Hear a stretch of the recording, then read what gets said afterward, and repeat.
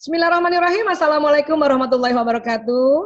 Alhamdulillahirrabbilalamin. Wassalatu wassalamu ala asyrafil anbiya'i wal mursalin wa ala alihi wa sahbihi ajmain, amma ba'du. Sahabat-sahabat, para Rumilers, Masya Allah, sudah lama nggak jumpa ya. Kali ini kita jumpa lagi di sesi bercerita tentang masalah nasib adalah proyeksi pikiran dan perasaan ya. Terima kasih Bu Vera dan semua teman-teman pengurus Rumil yang masih terus setia untuk menayangkan kajian-kajian tentang banyak hal ya. Baik, jadi hari ini kita pilih tentang judulnya ini. Nasib adalah proyeksi pikiran dan perasaan ya. Memang sumbernya ini banyak dari beberapa guru-guru kita juga, ada Mas RB Sentanu, ada Pak Adi W. Gunawan, ada Mas Nasrullah dan berbagai macam ya penelitian-penelitian yang tentunya mereka semua ini mengobserv atau mengsurvei tentang gejala alam semesta ya. Baik, sekarang kita lihat lagi ya. Sebetulnya tubuh kita ini banyak hal ya, banyak sistem. Ada sistem saraf, ada sistem pembuluh darah ya. Tapi kalau kita bagi besarnya ini adalah ada yang disebut akal atau pikiran, itu biasanya kerjanya adalah di sistem otak ya. Dan ada juga yang disebut perasaan atau kolbu, yaitu peran dari ya organ yang di dalam dada, di fisudur ya, dan organ dalam dada yang disepakati itu kalbu adalah jantung ya. Beberapa kajian sebelumnya kita sudah belajar atau sudah mengobserv juga ya, melihat bahwa jantung atau kolbu ini memang luar biasa. Kolbu itu ada juga otaknya sendiri ya, dan kemudian kolbu ini punya potensi juga merekam memori dan juga merekam apa yang selama ini kita ucapkan, kita lihat, kita dengar dan kita perbuat ya, Masya Allah. Jadi kalau kita bilang pikiran itu kerjanya akal dan perasaan itu kerjanya kolbu ya. Jadi kita katakan nasib adalah proyeksi pikiran dan perasaan kita ya. Tentu ya, kalau semua kata-kata atau kalimat dan pesan pikiran itu ya nanti jalan lewat sistem saraf. Ini sering sekali ya kalau kajian kita nih bicara tentang tubuh manusia dan bicara sistem saraf. Dan sistem saraf ini kan kerjanya kayak kabel listrik. Dia membawa pesan. Pesan apa? Pesan yang diucapkan, pesan yang dilihat, pesan yang didengar, bahkan pesan yang ada di pikiran ini. Ya, dia jalan menuju kolbu. Dan kolbu ini nanti kolbu juga punya potensi untuk mempertimbangkan. Kolbu juga punya potensi untuk ya belajar. Kolbu juga punya potensi untuk merekam memori. Ya, Masya Allah, luar biasa. Ya. Baik, kemudian tubuh manusia ini ya semakin halus rupanya. Jadi dari badan seluler ini ya, dari awalnya kan kulit, kemudian lapisan dalamnya kulit, kemudian ada lapisan lagi ya fascia dan sebagainya. Kemudian ada organ-organ, dan organ-organ ini nanti terdiri dari sel. Sel itu nanti terdiri dari molekul, molekul terdiri dari atom, atom terdiri dari partikel subatom, partikel subatom terdiri dari vibrasi kuanta ya. Dan akhirnya tubuh manusia ini semakin halus, lapisannya semakin halus, maka ya nanti jadinya medan gelombang energi. Makanya ada sebuah kajian bahwa ya tubuh manusia ini ternyata semakin halus ya, bentuknya adalah sebuah vibrasi kuanta. Ya, dan ini medan gelombang energi manusia inilah yang sering ya membroadcast pesan-pesan apa yang kita ucapkan, pikirkan, rasakan ya. Nah ini, jadi tubuh manusia itu ya jadi ada dua jenis, badan seluler dan badan bioplasmik, sering disebut seperti itu. Dan berkali-kali kita di Rumil membahas ini ya.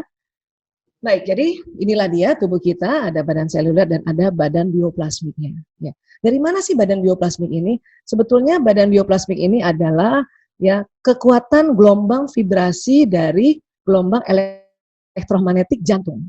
Jantung ini kuat sekali, ya. Dan kita juga tahu di otak ini ada energi atau ada listrik, ada gelombang, ya. Tapi jantung itu kekuatannya 5.000 kali dari kekuatan gelombang elektromagnetik yang di otak. Dan kemudian ya seluruh tubuh juga memberikan vibrasi atau getaran gelombang ke sekitar kita atau bahkan juga ke alam semesta. Ya, apa sih yang dibawa? Ini dibawa adalah yang di broadcast itu adalah pikiran, perasaan, ucapan, ya, pendengaran, pesan dari penglihatan. Ya, Baik. Nah, kemudian di surat Yunus ayat 61, Bismillahirrahmanirrahim, dan tidakkah engkau berada dalam suatu urusan dan tidak membaca satu ayat Al-Quran, serta tidak pula kamu melakukan suatu pekerjaan, melainkan kami menjadi saksi atasmu ketika kamu melakukannya. Masya Allah. Ya. Kemudian lanjutan ayat ini, tidak luput sedikit pun dari pengetahuan Tuhanmu, biarpun sebesar atom zarah, ya, di bumi ataupun di langit. Tidak ada sesuatu yang lebih kecil dan lebih besar daripada itu, melainkan semua tercatat dalam kitab yang nyata, atau disebut juga Lauhul Mahfuz, ya. Jadi berdasarkan ayat ini, ya, Allah sudah berfirman bahwa kita tuh, ya, sekecil apapun kita ini, itu Allah Maha tahu. Artinya, ya, ciptaan manusia dari badan seluler dan badan bioplasmik yang terdiri dari tadi molekul, atom, partikel, dan akhirnya vibrasi, itu memang Allah yang ciptakan. Adapun ilmuwan atau saintis ini kan dia mensurvei, mengobservasi, dan kemudian mereka membuat sebuah teorinya berdasarkan, ya, kekuasaan, tanda-tanda kekuasaan Allah ini. Ya. Nah, jadi selama ini kita sudah pernah belajar bahwa badan bioplasmik ini keluarnya lewat pembuluh meridian. Di mana pembuluh meridian? Subkutis di bawah kulit. Ya. Kemudian ini ada lubang-lubang ini dia berputar. Biasanya dia berputarnya ke kiri kayak orang tawaf. Ya, makin bagus putarannya, makin keluar gelombang energi ini semakin baik lagi, semakin kencang lagi. Dan yang paling kencang itu memang di daerah paru-paru. Di daerah jantung di sini, antara kedua paru-paru. Ya, di sini ada bulatan di depannya, ya, di bawah kulitnya dari rongga dada ini yang mengeluarkan gelombang vibrasi yang paling kuat di antara seluruh tubuh. Ya. Dari mana sinyal ini? Dari makanan dan minuman yang kita makan, diproses di sel, dan sel ini ada dari otak sampai kaki kita. Ya, dan apa yang diucapkan, apa yang dipikirkan, apa yang dirasakan itu nanti jalan ke sistem saraf. Setelah dia jalan lewat sistem saraf ke seluruh tubuh, ya, pikiran, perasaan itu juga didorong oleh badan bioplasmik ini ke alam semesta. Ya, nah, ini jadi seperti ini, ya, kerjanya. Ya, kalau kita mau bicara tentang anatomi badan bioplasmik itu lebih detail lagi, ya, kita akan butuh waktu yang cukup panjang, ya. Tapi untuk sementara kita akan tahu bahwa gelombang ini keluarnya dari pembuluh meridian, ya. Nah, kemudian, ya, sinyal ini juga, ya, ini berlapis-lapis sebetulnya. Secara anatomi ini banyak lapisannya. Ya. Dan yang paling luar ini namanya gelombang spiritual. Biasanya nggak bisa diukur. Dan gelombang spiritual ini keluar pada saat kita berdoa, berniat, dan berprasangka. Ya. Nah, kemudian kalau kita bilang pikiran dan perasaan, inilah, ya, yang kira-kira, ya, wallahu alam bisawab, ya, inilah yang kita akan sebut sebagai prasangka atau zon. Jadi prasangka itu bukan hanya pikiran saja, tapi pikiran dan perasaan. Karena antara pikiran dan perasaan, antara akal dan kolbu, itu punya kaitan yang sangat luar biasa. Dia punya poros khusus. Maka inilah, ya, bisa jadi inilah yang disebut zon tadi, prasangka tadi. Tentu prasangka ini terbagi dua, ada yang prasangka baik, husnuzon, dan prasangka buruk, su'uzon. Ya. Jadi kalau kita bilang prasangka, itu kerja pikiran dan perasaan. Bukan hanya di otak saja, ya, tetapi juga di kolbu. Ya. Nah, dalam surat Al-Hujurat ayat 21, Bismillahirrahmanirrahim, ya, wahai orang-orang beriman, jauhilah kebanyakan prasangka, karena sebagian prasangka itu dosa. Ini memang tidak satu ayat, ya, ini ayat kemudian ada komanya, ya, sebetulnya, ya. Jadi kita disuruh menjauhi, karena sebagian prasangka itu dosa, karena itu tadi yang, ya, masuk di prasangka buruk tadi, su'uzon tadi. Ya. Nah. Kemudian juga di hadis qudsi ini, ya, populer sekali, ya, aku sesuai prasangka hambaku, ya. Ana inda zonni abdibi. Aku sesuai prasangka hambaku, ya. Dan ternyata hadis qudsi ini panjang, ya, ada lanjutannya, ya. Aku bersamanya ketika ia mengingatku. Ya, ini firman Allah, ya. Jika ia mengingatku saat bersendirian, aku akan mengingatnya dalam diriku, ya Allah. Jika ia mengingatku di suatu kumpulan, aku akan mengingatnya di kumpulan yang lebih baik daripada kumpulan itu, yaitu kumpulan para malaikat. Masya Allah. Inilah mengapa kita ini, ya, senang sekali ikut majelis-majelis yang membuat kita mengingat Allah. Ya. Hanya sekarang mungkin karena belum lagi bisa untuk kita kumpul tatap muka bersama-sama, maka ya pertemuan itu lewat ya seperti ini ya. Tapi itu tadi pada saat kita kumpul dan kita ingat Allah, Allah mengingat kita di kumpulan yang jauh lebih baik dari kumpulan kita ini ya, Masya Allah. Baik, dan kemudian ya, an Abi Hurairah radhiyallahu anna Rasulullah sallallahu alaihi wasallam iyyakum wa zanna fa inna zanna akdzabul hadis.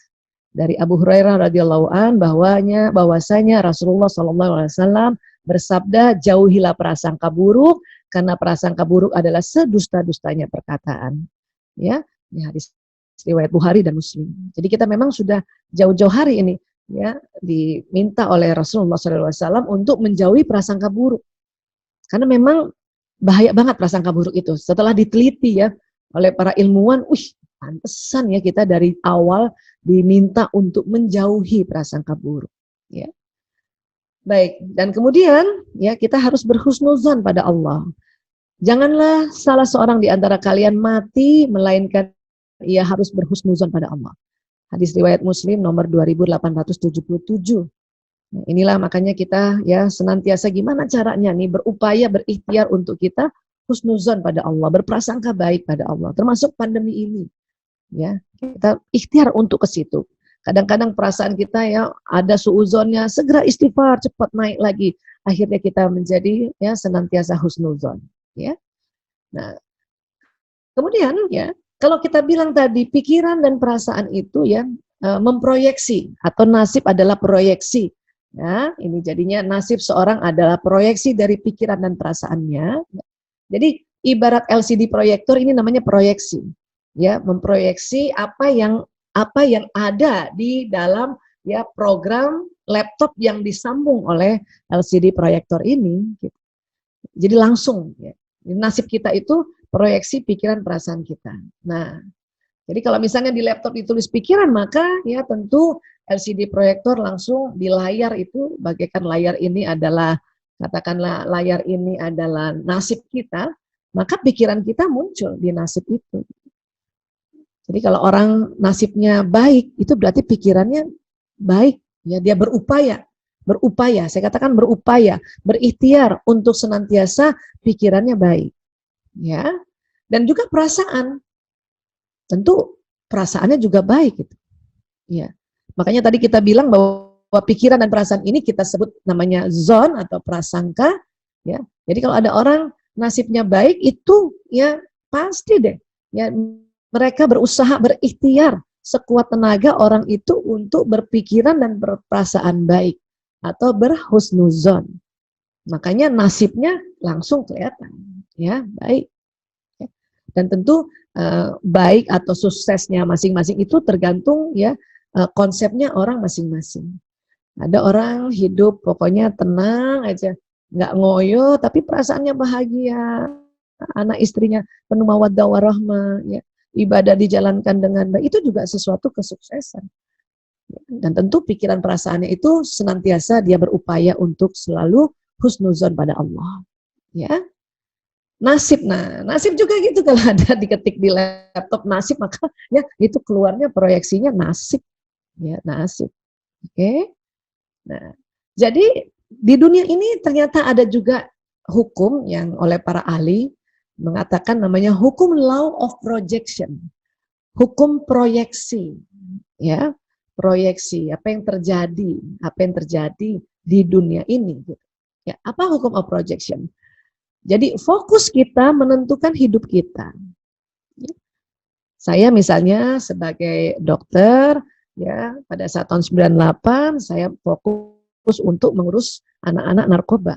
Nah itu nanti menentukan hidup kita. Menentukan hidup saya itu pada saat saya fokus untuk mengurus anak-anak pengguna narkoba, maka ya hidup saya itu akhirnya dipenuhi tarikan-tarikan untuk banyak belajar lagi. Belajar bagaimana menangani anak-anak pecandu. Setelah anak-anaknya juga keluarganya juga harus ya kita tangani. Makanya fokus kita menentukan hidup kita, ya.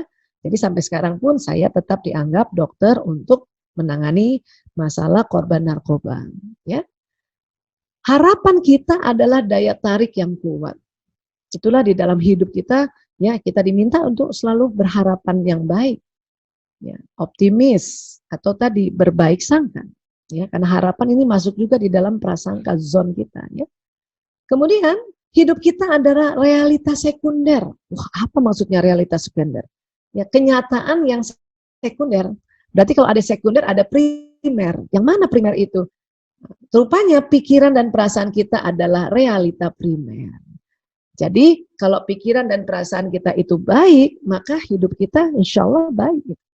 Karena ini memang ada suatu hukum di dunia yang oleh para ilmuwan disepakati dengan istilahnya law of projection. Ya, hukum proyeksi. Dan sekali lagi, yang realita primernya itu justru pikiran dan perasaan. Ya, hidup atau nasib ini malah realitas sekunder. Ya, oke. Baik. Jadi kalau seandainya ini dibikin proyektor gitu ya, pikiran dan perasaan itu tadi kan kita kerja otak dan kerja kolbu atau jantung. Ya. Nah, rupanya dalam sehari per detik itu ada 2 juta informasi yang masuk di akal dan kolbu manusia. 2 juta. Baik lewat visual, auditori, ya, atau badan kita, ya, kinestetik kita, penghidup kita, ya, itu 2 juta ternyata. Baik yang sengaja fokus dilihat maupun yang nggak kelihatan sambil lalu, nggak kelihatan, didengar sambil lalu juga. Ya, bahkan gelombang-gelombang dari provider gadget itu lalu lalang di dekat kita, itu terserap di otak dan di kolbu kita. Ya.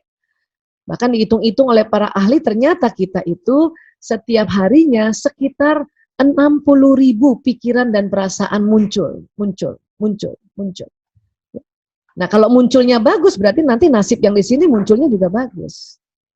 Itulah makanya bagaimana caranya kita 60.000 pikiran perasaan ini, ya, lebih banyaknya atau perbandingan yang lebih banyaknya itu adalah husnuzon.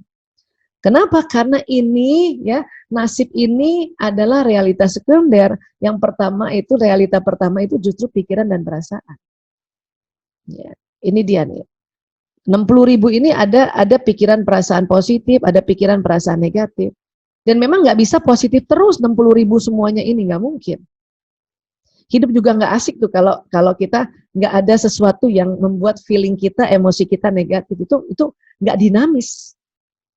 Tapi sebisanya 60.000 ini paling nggak perbandingannya 80% dan 20%. 80% husnuzonnya, 20% suuzonnya. Kalau bisa lagi 90%, 10%. Ya. Kalau bisa lagi 95% dan 5%, Masya Allah. Itu nasibnya keren banget tuh kalau orang bisa berupaya terus, berikhtiar terus untuk pikiran dan perasaannya ini husnuzon. Ya. Ini dia nyala tuh, tuk, ya, keluar tuh. Jadi kalau ada ya siapapun gitu ya, kalau datang sama saya, dia selalu mengeluh, misalnya saya ini ya kayak bertubi-tubi ini musibah ini. Saya hanya langsung mikir, bisa jadi pikiran dan perasaannya yang perlu dirubah. Mungkin lebih banyak suuzonnya. Karena ya dia memproyeksi, nasib itu memproyeksi. Ya. Nanti gimana caranya Bu Aisyah? Nah, kita sama-sama belajar ya. Baik, nah kemudian di otak ini akan terjadi sambungan otak, ini dia. Kalau kita lebih seringnya husnuzon, maka sambungan ya pikiran-pikiran dan sambungan yang ada saraf-saraf ada di kolbu itu tentu banyak sambungannya yang positif, ya, yang husnu, ya, yang bahagia atau yang baik, prasangka baik, ya. Jadi kalau misalnya nih, ya, kita nih kan ini di otak kita itu ada neuron nih. Biasa kita belajar ya selama ini di Rumil. Kemudian setiap neuron ada kabel-kabelnya nih. Itu kalau kita senantiasa berburuk sangka, itu lama-lama ya sambungan otaknya ini berburuk sangkanya kuat sekali. Dan ini berburuk sangka yang kuat ini bisa memproyeksi.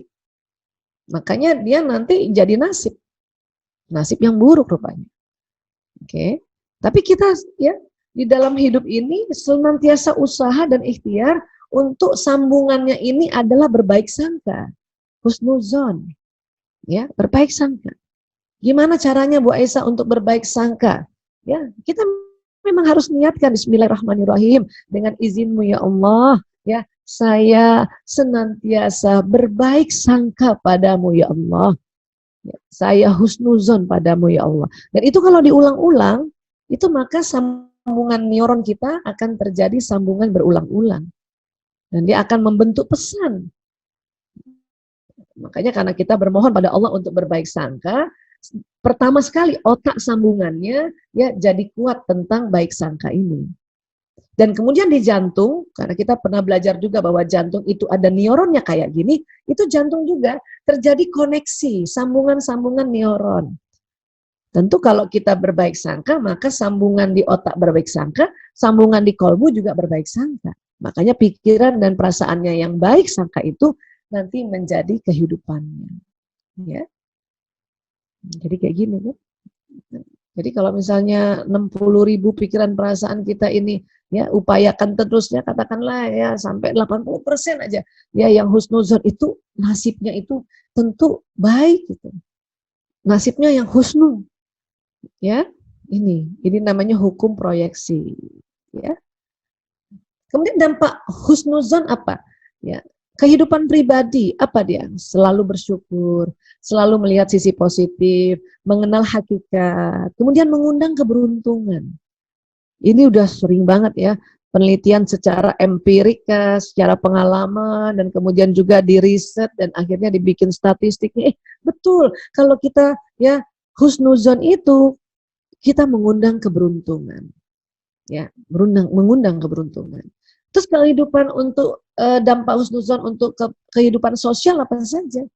Saling percaya, saling mendukung, kooperatif, kerjasama, terbuka, performanya baik, ya, dicap orang yang baik, dicap orang yang santun, dicap sebagai orang amanah, itu performa baik. Ya, minimal kita dengan pasangan dan anak-anak, itu kan juga kehidupan sosial kan? Itulah dampaknya husnuzon. Karena ini betul-betul jadi sebuah realitas sekunder. Ya, primernya husnuzon tadi. Dan husnuzon itu pikiran baik dan perasaan yang baik. Ya. Nah, apa sih yang membuat kadang-kadang kita itu udah ngerti lah ya, kita harus berbaik sangka, tapi kok masih aja kita kesel, marah, dan sebagainya. Karena memang di otak manusia ada otak emosi. Ini juga saya sering ulang-ulang. Saya sengaja ulang-ulang untuk masalah emosi ya. Kenapa? Karena apapun yang diulang-ulang itu insya Allah bertambah faham. Ya, nah ini ada sebuah sistem yang Allah desain pada setiap manusia yang bertanggung jawab terhadap emosi. Ya, bahkan bukan hanya setiap manusia, tetapi hewan golongan mamalia juga punya limbik system. Inilah makanya disebut otak mamalia. Ya. Kita diminta kenal sama otak mamalia ini agar kita bisa kendalikan, kita manage supaya kita tidak jadi binatang atau lebih rendah dari binatang. Oke? Baik. Apa aja sih yang ada di otak mamalia itu? Ini juga saya sering sekali cerita tentang ini, tapi saya sengaja mau ulang-ulang ya. Jadi setelah diriset bahwa di otak mamalia itu terjadi sebuah mekanisme atau sebuah sistem yang menimbulkan ya rasa atau emosi-emosi ini. Kok kayak tangga Bu Aisyah? Iya, karena pada saat kita berada di emosi jenis-jenis ini diukur pakai EEG, elektroencephalogram, dan ternyata frekuensinya beda-beda. Paling rendah ini apati. Apa sih apati Bu Aisyah? Ini rasa putus asa. Kenapa bisa putus asa? Karena sedih berkelamaan. Ya, kalau sedih minimal 2 minggu, hati-hati udah mulai apati itu. Udah mulai apati. Apati kelamaan, nah nanti ada namanya depresi. Dia di bawahnya apati. Dia tidak lazim, dia bukan emosi yang lazim. Depresi itu ciri-cirinya sudah mau ya, udah nggak takut mati, udah nggak sedih, udah pokoknya udah nggak ada perasaan apa-apa, afeknya datar dan selalu kepikirannya suicide, ide bunuh diri. Nah itu. Oke, nah, kemudian kalau digabungkan dengan ilmu hawa nafs, ini dia ada 3 kategori nafsu lawamah. Nafsu lawamah, nafsu berlara diri, ya, apati, sedih, dan takut. Kemudian ada lagi di atasnya yaitu nafsu amarah, yaitu las, rakus atau kita sebut buru-buru. Kalau ibu-ibu buru-buru bangunin anaknya itu berarti di sini ya. Ada anger, marah, di sini ada kesal, jengkel, dendam, jijik, ada ini kira-kira di situ kelompoknya. Di atasnya ada pride, sombong. Ini dikategorikan nafsu amarah. Ya, karena ini marah dan sama ya amarah. Kemudian ternyata nafsu bukan hanya yang negatif saja. Sebagaimana emosi bukan hanya yang negatif saja. Emosi juga punya yang positif. Nafsu juga ada yang positif, yang itu namanya mutmainnah. Ya, bahkan para kalangan sufi ini di atas mutmainnah itu ada tahapan lainnya. Ya, nah, mulailah yang dikategorikan mutmainnah itu emosi yang jenis courageous, semangat, karena dia sudah 200 Hz ya. Kemudian di atasnya menerima, acceptance 350, kemudian damai, peace, dan enlightenment. Ya, saya kira ini sudah sering dibahas ya, kita tadi singgung sedikit lagi saja dan kita sambung lagi ya. Nah, kemudian bagaimana memanage emosi? Ya, ini pernah juga kita bahas, tapi nggak apa-apa kita ulang ya. Manajemen emosi selama ini ada orang yang tekniknya supresif. Apa supresif Bu Aisyah? Neken. Jadi marah, kalau marah ditekan, ya, ditekan. Memangnya kalau ditekan ada bahayanya, iya, ya. Ada untungnya juga, ya untung tapi buat orang lain. Untung buat orang lain, rugi buat diri sendiri. Kenapa? Itu emosinya ditekan. Makanya kadang-kadang bisa sakit kita. Pernah kita bahas di Rumit itu tentang psikosomatis. Itu karena manajemen emosi yang supresif ini. Memang orang lain nggak kita tegur, tidak. Jadi orang lain untung-untung aja gitu, tapi kita yang rugi karena kita menekannya. Ya. Ada orang juga memanage emosinya dengan teknik apa? Ekspresif. Baru sedikit marah udah dikeluarin. Woi, oh, itu ekspresif. Memang untung buat diri sendiri, kenapa dia nggak neken, tapi rugi buat orang lain. Ya, kalau kita damprat suami atau anak itu mereka sedih dan mereka tersinggung dan itu rugi buat orang lain. Memang untuk kita yang ekspresif kayaknya plong-plong aja, tapi malah menambah masalah dengan orang lain. Terus gimana dong? Ini supresif dan ekspresif belum win-win solution. Makanya ada dinamakan teknik manajemen emosi apa? Release. Dan release ini untung buat diri sendiri dan untung juga buat orang lain. Dan release ini yang sering disebutnya sabar. Release bukan menekan tapi dia menahan. Sabar juga asal kata dari sabaru yasbiru, ya itu menahan. Release itu menahan. Ya. Bagaimana cara menahannya? Teknik release-nya ya. Ada orang bilang tekniknya allowing. Apa sih allowing ini? Itu tarik nafas, istighfar, tuh. Astagfirullahaladzim, ya. Itu sudah langsung sudah lepas, itu sudah terilis. Tentu yang allowing ini adalah teknik allowing dipakai untuk masalah-masalah yang tidak terlalu berat, ya. Tapi kalau masalahnya agak berat, maka ada teknik namanya direct question. Apa direct question ini? Jadi ada kayak dialog sama diri sendiri. Misalnya kita kesel nih, terus kita tanya sama diri sendiri, ya, wahai Aisyah, bisakah kamu melepaskan kesal ini? Langsung jawab bisa. Maukah kamu Aisyah lepaskan kesal ini? Mau. Kapan? Sekarang. Ini namanya direct question. Kalau ini memang diteliti oleh para ilmuwan-ilmuwan manajemen emosi, ini ya sangat bisa berpengaruh pada perasaan kita dan pikiran kita, emosi kita. Ya. Dan diulang-ulang tentunya. Bisakah saya melepaskan perasaan ini? Bisa. Maukah saya melepaskan perasaan ini? Mau. Kapan? Sekarang. Itu 3 rangkai ini pertanyaannya. Ya. Ada juga teknik releasing yang diving in. Jadi direnungin, terus direnungin, diselami. Emosi peristiwa itu selami. Awalnya nggak enak, lama-lama udah enak juga. Kenapa? Karena udah lepas. Ya. Ini ada teknik releasing, kata para ahli, ini dibagi 3 besar, allowing, direct question, diving in. Ya. Nah sekarang, ya, nafas dalam itu rupanya bisa untuk rilis ya, iya, karena kita tarik oksigen, ya, karbon dioksida keluar. Ya. Apalagi Bu Aisyah, ya, istighfar, astagfirullahaladzim, ini juga pernah kita bahas ya agak dalam ya.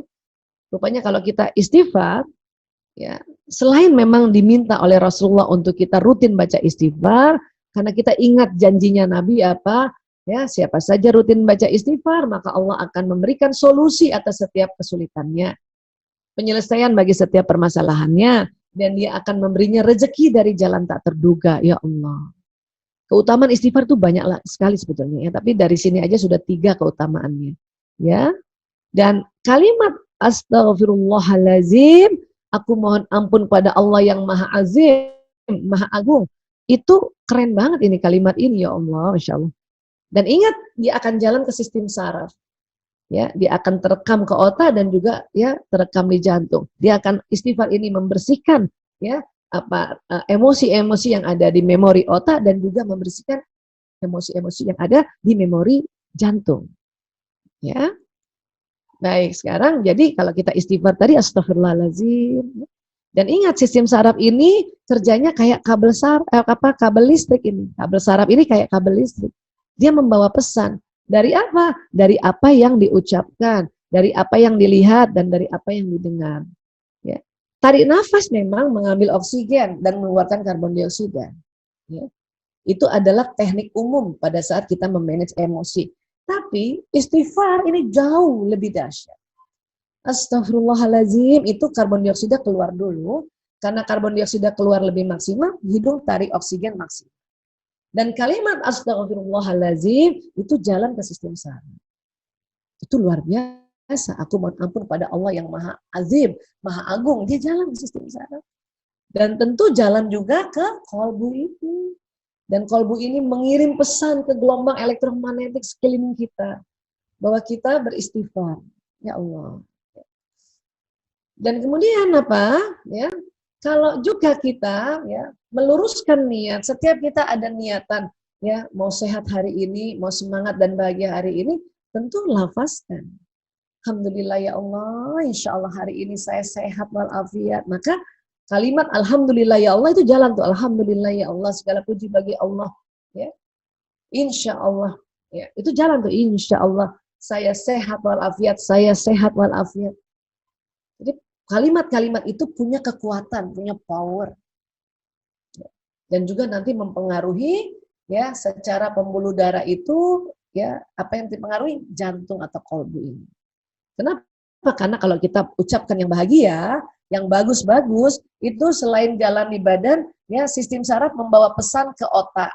Dan di otak ini ada namanya kelenjar pituitari, ini pertemuan dua alis agak ke belakang sedikit, itu hormon rasa bahagia. Di situ dia terstimulasi.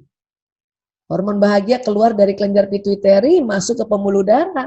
Ya. Dan kemudian dipompa oleh jantung dan terasa seluruh tubuh itu hormon bahagia. Makanya kita pada saat mengucapkan hal-hal yang baik, hal-hal yang bahagia, kita ucapkan husnuzon kita, maka ya kita rasa badan kita tuh enak banget. Kalau kita bicara yang buruk-buruk, kita selalu lakukan suuzon, prasangka buruk, hati-hati, dia juga jalan di sistem saraf. Namun Allah memberikan waktu tunda. Apa waktu tundanya? Kalau bahasanya atau kalimatnya positif, maka sekali diucapkan jalan. Kalau yang negatif, ya untung ada waktu tunda. Sekali diucapkan yang negatif, dia belum jalan. Kok bisa sih sistem saraf tahu ini yang positif, ini yang negatif? Kan ada frekuensi tadi. Sistem saraf manusia ini ya punya kepekaan. Kalau tadi kalau kita ngomong yang baik-baik, itu frekuensi minimal 200 Hz. Makanya sampai dia naik sampai 1000 Hz. Gitu. Jadi kalau kita semangat, saya katakan saya semangat hari ini, itu 200 Hz. Maka kalimat saya semangat hari ini, saya semangat dan bahagia, apalagi itu bisa di atas 200, itu jalan ke sistem saraf. Tapi kalau saya mengeluh, ya, aduh capek misalnya gitu ya. Nah itu satu kali tadi saya ngomong, dia belum jalan. Tapi kalau saya omongin lagi itu sampai kurang lebih 3 kali, 4 kali, maka jalan. Ya. Kita mengeluh misalnya kalimat yang tadi itu kan emosinya di bawah 200. Ya, katakanlah takut itu di atas 100 Hz. Ya. Nah, untuk menyamakan 200 Hz dan jalan ke sistem saraf, maka itu diulang-ulang. Itulah makanya kalau kalimat yang buruk, prasangka buruk diulang-ulang, maka dia jalan juga ke seluruh tubuh dan nanti mempengaruhi ya jantung kita ini, mempengaruhi kalbu kita ini. Ya. Ya, oke. Sekarang kita lihat dulu ya. Nah, emosi ternyata mempengaruhi thinking atau pikiran. Makanya mungkin teman-teman pernah dengar disebut positive thinking dan negative thinking. Positive thinking itu apa sih Bu Aisyah? Positive thinking itu ya, katanya para ahli itu ya, pikiran tentang segala sesuatu yang diinginkan dan disukai. Hari ini teman-teman ada nggak pikiran yang sesuatu yang diinginkan dan disukai? Kalau kita ada pikiran tentang hal tersebut, itu berarti kita lagi berpikiran positif. Ya. Loh kalau gitu negatif thinking apa? Negatif thinking kebalikannya. Pikiran tentang segala sesuatu yang tidak diinginkan dan tidak disukai. Kalau hari ini ya kita sedang memikirkan sesuatu yang tidak diinginkan dan tidak disukai, itu berarti lagi negative thinking. Kadang-kadang positive thinking dan negative thinking itu muncul di benak kita bersamaan. Ya. Yang diminta adalah segera sadari mana yang positive thinking, mana yang negative thinking. Pokoknya positive thinking itu tentang sesuatu yang diinginkan dan disukai. Ya, positive thinking.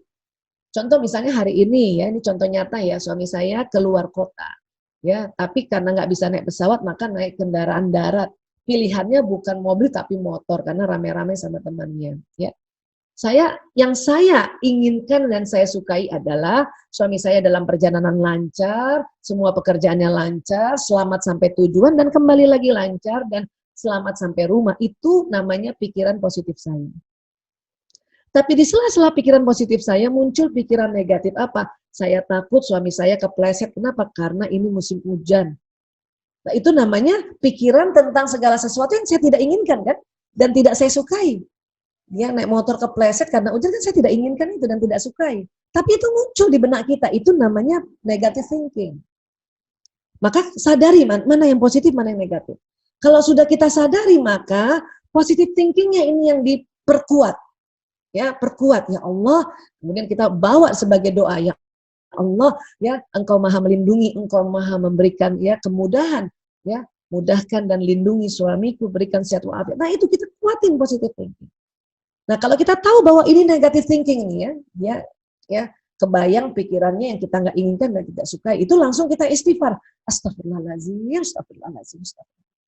Itu teknik untuk kita mereduce negative thinking dan memperkuat positive thinking. Ya, nah, positive thinking ini tentu akan membuat ya emosi juga akan mempengaruhi feeling, perasaan. Makanya ada istilah positive feeling dan negative feeling. Nah, positive feeling adalah perasaan tentang segala sesuatu yang diinginkan dan disukai. Memang kerasanya di kolbu ini, ya. Ya, yang saya inginkan dan saya sukai adalah nanti suami saya pulang ke rumah sehat walafiat selamat. Itu perasaan itu senang itu namanya positive feeling. Tapi karena kepikiran juga bahwa karena hujan khawatir jatuh itu positive thinking, maka ya kita punya feeling juga negative feeling, itu nggak enak nanti kalau ada apa. Nah kita negative feeling kebalikannya itu perasaan tentang segala sesuatu yang tidak diinginkan dan tidak disukai. Kan saya nggak inginkan itu dan tidak sukai, maka istighfar. Astagfirullahaladzim, allowing. Kalau terlalu berat, baru kita pakai tadi direct question. Ya Allah, ya bisakah saya melepaskan perasaan ini? Bisa. Maukah saya melepaskan perasaan ini? Mau. Kapan? Sekarang. Astagfirullahaladzim. Kita kombinasikan itu teknik-teknik. Dan perasaan yang positif ini, yang kita inginkan dan sukai, karena enak gitu ya, rasanya enak, perkuat gitu. Ya Allah, saya mohon ya Allah, bawa dia menjadi doa. Ya. Sehingga ya pikiran dan feeling tadi, pikiran dan perasaan positif itu nanti dia terbroadcast kan. Dan ingat kita tuh kayak LCD proyektor, terutama jantung kita. Dia memproyeksi di kehidupan kita, memproyeksi di nasib kita. Ya. Bu Aisyah kalau gitu menghilangkan suudzon seperti tadi yang Bu Aisyah ajarin, selain itu apa caranya? Ya satu, paksa diri untuk selalu berbaik sangka. Itu tadi pakai teknik allowing, astagfirullahaladzim, ya. Dan selalu katakan itu bagus, ya. Itu bagus. Suami saya harus kerja di luar kota ya karena naik motor, tapi sama teman-temannya, alhamdulillah itu bagus daripada sendiri kan gitu, ya. Oke, nah itu jadi selalu bilang itu bagus. Gitu. Kemudian apa? Tinggalkan asupan persepsi negatif. Ya tentu kita ya hindari gosip, gibah tinggalin aja. Atau berita buruk atau fitnah tinggalin. Orang yang suka suuzon tinggalin. Misalnya kalau ada temen yang bilang, hati-hati loh, sekarang musim hujan loh. Oh, oke. Paling senyum aja sudah, tinggalkan aja, istighfar itu. Ya, itu cara menghilangkan suuzon. Oke. Ya, gibah ini kan bahaya ya, dan janganlah menggunjingkan satu sama lain. Adakah seseorang di antara kamu yang suka memakan daging saudaranya yang sudah mati? Ya, na'udzubillah min zalik. Ya. Kemudian mungkin teman-teman sahabat-sahabat pernah melihat atau membaca bukunya Dr. Masaru Emoto tentang kekuatan kata-kata. Beliau meneliti kekuatan kata-kata pada air. Kemudian air ini didinginkan ya di bawah 0 derajat Celcius ya. 0 derajat Fahrenheit kalau apa Celsius kalau nggak salah ya. Dan itu ada bukunya ya. Walaupun ada juga yang bilang nggak mungkin, tapi Masaru Emoto banyak sekali jurnal-jurnalnya ya. Apa yang dia lakukan ini ya. Jadi air sebelum didoakan dia bentuk ya molekul kristalnya tidak secantik setelah didoakan. Makanya mengapa kita juga ya orang tua dulu ajarkan kita ya kalau mau minum ya misalnya anaknya sakit ya baca salawat dulu airnya kemudian doakan gitu baru minumkan. Itu ternyata betul loh. Dia membentuk kristal yang luar biasa. Ini kekuatan kata-kata oleh Masaru Emoto. Ya. Bahkan ada ya, ada air yang kita selalu bilang bahwa kita cinta dan syukur terhadap air ini keren banget dia kristalnya. Tapi air itu kita maki dia, kamu bikin saya jijik. Itu hancur lebur itu kristalnya ya, beda banget ya. Ya Allah. Ini risetnya Masaru Emoto ya. Dan air Zam-Zam juga ini banyak banget the true miracle of Zam-Zam. Jadi selain Masaru Emoto ya ada dokter Khalid Khat itu juga melihat struktur molekul air Zam-Zam itu betul-betul kayak kristal ya. Dan saya juga membuat penelitian ini pada tahun lalu 9 Juni 2019.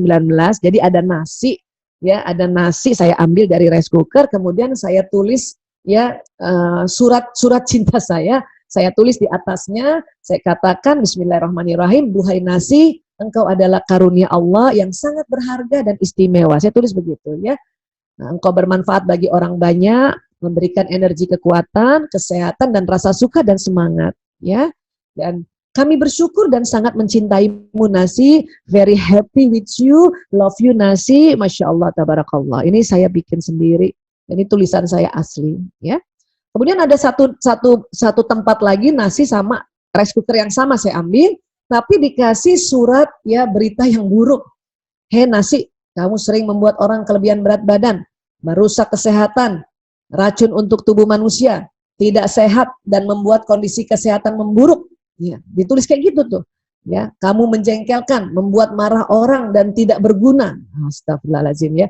Itu waktu saya tulis ini juga udah deg-degan ini istighfar ya. Karena membuat riset. Dan diharapkan tulisan ini masuk ya ada di kotaknya nasi ini. Dan setiap saya lewat, saya yang tulisan yang baik saya baca tuh tadi. Surat yang baik tadi, ada lagi mangkok yang isinya seperti ini kita baca juga ya. Ada lagi satu mangkok yang kita abaikan, nggak ditulis apapun. Jadi kita nggak baca apapun di situ. Nah, penelitian ini 10 hari. Tentu nasi 10 hari didiamkan, tentu dia juga ada jamur dan sebagainya ya. Coba kita lihat perbandingannya ya. Nasi yang diberikan surat dengan kata-kata baik didiamkan 10 hari, ya ini kita lihat ya.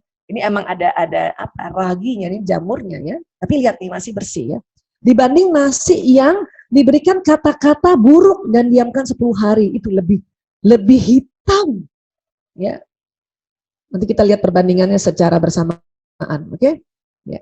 Dan dibandingkan lagi yang dihiraukan tidak ditulis, lihat juga ya lebih buruk daripada yang tadi di kata-katain gitu.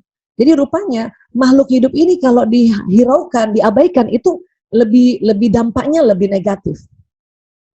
Jadi kalau kita gabungkan ini yang surat baik, ini yang surat buruk ya, coba lihatnya tadi surat buruk jelek banget ini ya, dan juga yang diabaikan. Ya. Nasinya tempatnya sama, dari magic jar yang sama, dalam waktu yang sama, dimasukkan dalam kotaknya, kemudian dibukanya dengan waktu yang sama, hasilnya beda-beda. Ya, ini riset saya tersendiri. Itulah maksud saya kata-kata tulisan saja itu sangat-sangat power. Ya. Baik, kalau gitu, bagaimana menghilangkan suuzon juga kalau kita bilang every word is power, bahwa kata-kata itu power. Maka ya coba kita melatih kata. Yang negatif jadi positif, ya.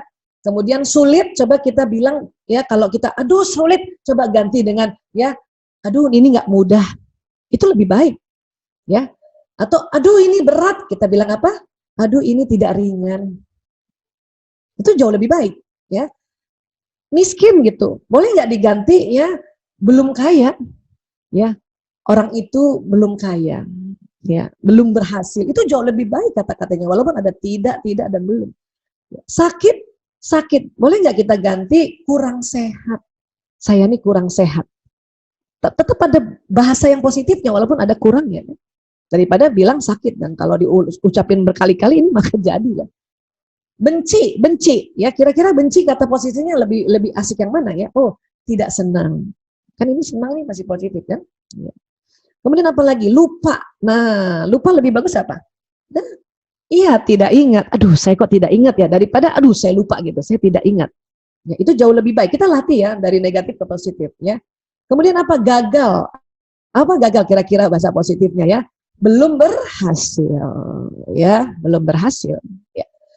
Aduh, ini masalah, atau lebih baik apa? Aduh, ini belum berkah. Nah, mending begitu. Ini juga cara menghilangkan suuzon atau merubah suuzon menjadi husnuzon.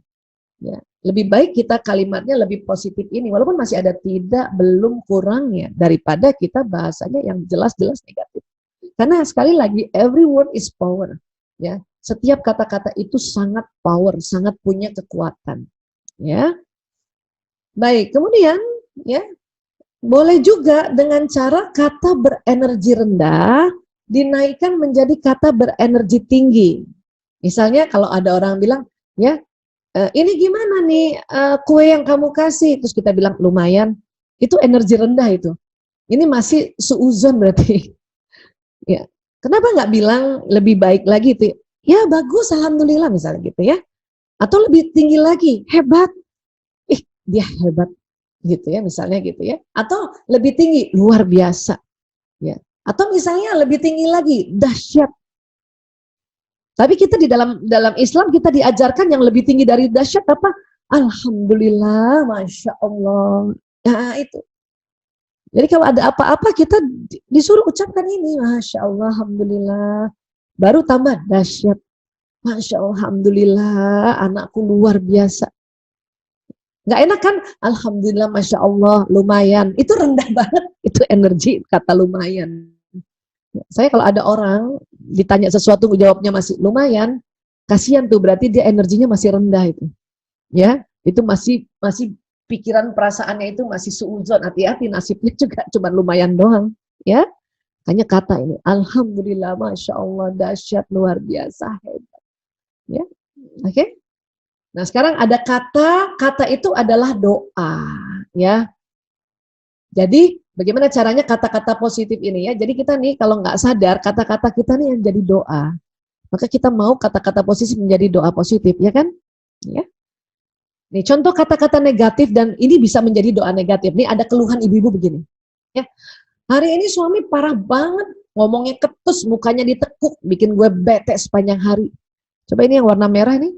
Ini kata-katanya semua negatif ya. Banyak banget ibu-ibu kayak gini juga ya. Ya Allah.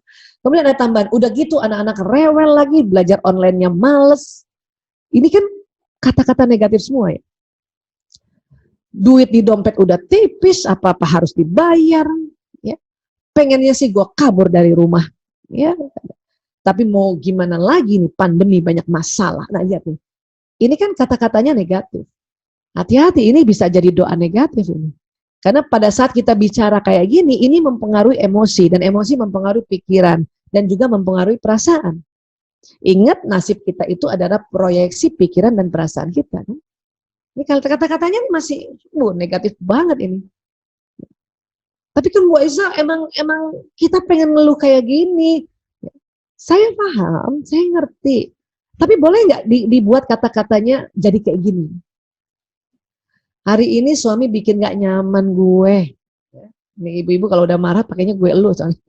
Ngomongnya gak lembut, mukanya gak senyum. Lebih enak gak? Iya dong. Daripada tadi ya betekuk parah. Serem banget. Ya. Terus apa lagi? Bikin gue gak asik sepanjang hari. Ini kan kata-katanya masih positif kan? Ya. Anak-anak juga gitu. Mereka lagi gak mood belajar online. Itu lebih enak kan? Daripada kita bilang anak-anak males belajar online. Waduh. Ya kan?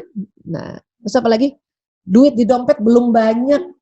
Ya iya kan lebih bagus daripada habis. Kan? Ya. Apa-apa harus dibayar. Ya memang ini Bapak harus dibayar. Kan? Tapi kan kalau duit belum banyak berarti bisa banyak kan? Kalau belum ya. Pengennya sih nggak diam di rumah. Tadi kan kalau kabur itu lebih baik nggak diem ya. Tapi mau gimana lagi, pandemi nggak bawa berkah. Nah ini lebih mending daripada pandemi banyak bawa masalah. Ini jauh lebih mending dibanding tadi.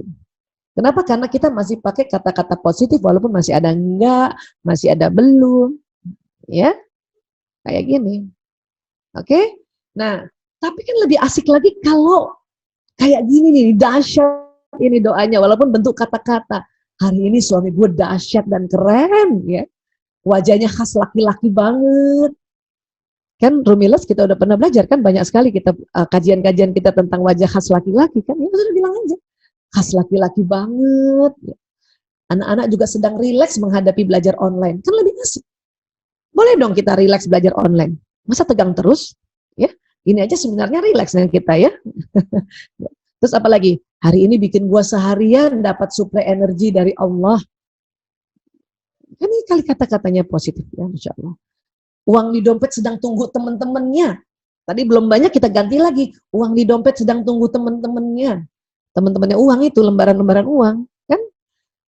Insya Allah semua urusan bisa dimudahkan Allah dan bisa dibayar. Kan enak ngomongnya kayak gini. Ya kan? Gue seneng di rumah jadi banyak kesempatan berdoa pada Allah agar pandemi bawa berkah, ya Allah. Ini juga ngeluh, tapi ngeluhnya tuh dahsyat. Dan hati-hati, ini kan bisa jadi doa. Makanya kalau ngeluhnya kayak gini kan enak. Dan ini emang latihan, harus latihan. Ya. Makanya kenali mana yang pikiran positif, mana pikiran negatif, mana ya perasaan positif, mana perasaan negatif. Karena ini hati-hati. Kalau kita bisa berikhtiar, yang positif-positif itu sering dilatih dan dinaikkan dengan cara-cara tadi, yang negatifnya kita reduce, kita rilis dengan astagfirullahaladzim, angkat keselku, angkat marahku, diangkat ya. Maka nanti terbiasa kita punya kata-kata yang baik. Dan kata-kata yang baik ini tuh perlambangan juga proyeksi dari pikiran dan perasaan, dan nasibnya juga nanti berubah. Oke, jadi sekali lagi law of projection ini nasib. Ya, ingat itu 2 juta informasi per detik, ini 60.000 pikiran perasaan setiap hari. Ini lihat ya, nasib ini realitas sekunder, realitas primernya adalah pikiran perasaan yang 60.000 setiap hari itu. Upayakan, ikhtiarkan, dia lebih banyak husnuzonnya. Ya, latihan kita latihan. Ya.